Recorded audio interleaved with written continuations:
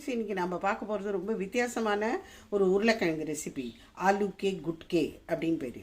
இது ஹிமாச்சல் பிரதேஷில் நைனிதால் அந்த பக்கமெல்லாம் ரொம்ப ரொம்ப ஃபேமஸ். ரொம்ப சிம்பிள். இதுக்கு வெங்காயம் பூண்டு எதுவுமே தேவையில்லை.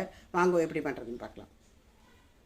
ஒரு கல்லோரலில் 1 டீஸ்பூன் சீரகம், 1 டேபிள் ஸ்பூன் தனியா,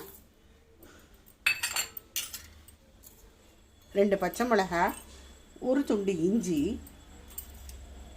கொஞ்சமாக கொத்தமல்லி, பச்சை கொத்தமல்லி, இது எல்லாத்தையும் போட்டு அப்படியே இடிச்சுண்டா மாதிரி பண்ணிக்கணும்.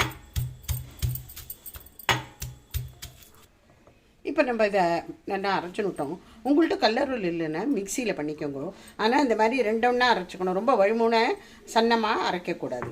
இப்போ இதில் 2-3 பவுடர் வந்து நம்ம ஆட் பண்ணுறதுக்கு இருக்குது. இது கரம் மசாலா பவுடர் 1/4 டீஸ்பூனை விட குறைச்சிடும். இது காஷ்மீரி சில்லி பவுடர்,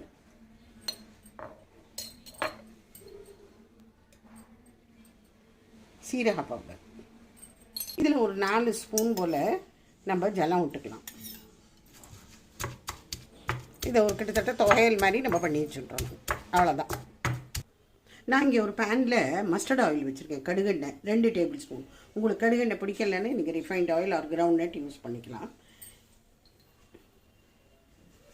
இதில் கொஞ்சமாக கடுகு, சீரகம், பெருங்காயம், இந்த அரைச்சி வச்சோம் இல்லையா, அந்த விழுதை போட்டு நல்லா இது பண்ணிடணும்.